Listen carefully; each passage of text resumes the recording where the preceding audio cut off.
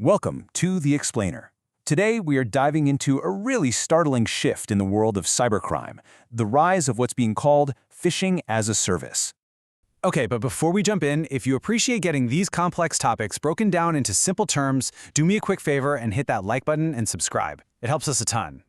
All right, let's kick things off with a quote that just says it all. Forget what you see in the movies. This isn't about lone hackers in dark basements anymore. We are talking about a slick, professional industry that makes becoming a cybercriminal, well, alarmingly easy.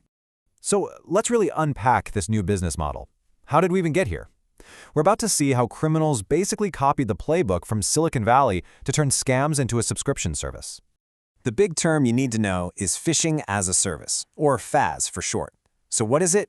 Think of it like a criminal's one-stop shop. These platforms, with names like Evil Proxy or Naked Pages, sell entire ready-to-go phishing campaigns. And this is the critical part. It massively lowers the barrier to entry. You don't have to be some kind of coding wizard to launch a really dangerous attack anymore.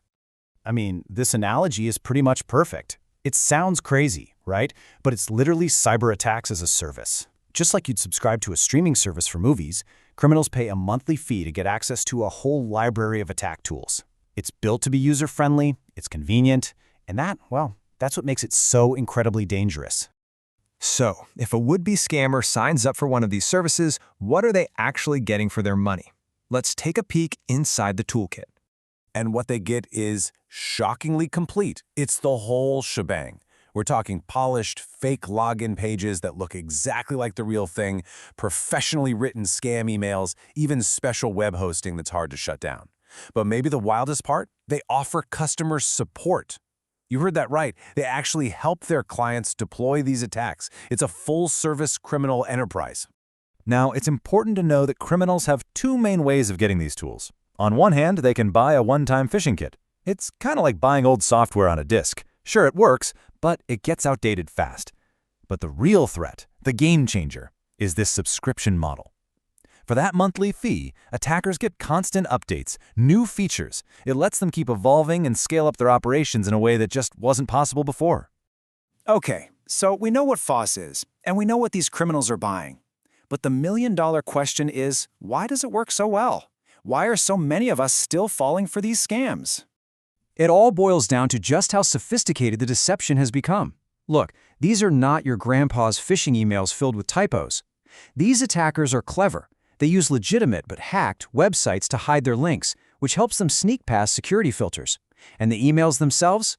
They are so well designed, mimicking real company branding perfectly, that it's just incredibly tough for the average person to tell what's real and what's fake. I know, that all sounds pretty scary, but it is not all doom and gloom. You are not powerless here. So let's shift gears from the problem to the solution and talk about how you can actually build a strong defense and stay one step ahead. The key here is a layered defense. You can't just rely on one thing. It's a one-two punch. You have to focus on both the people in your organization and the technology you're using. If you only have one, you're leaving a massive open door for attackers.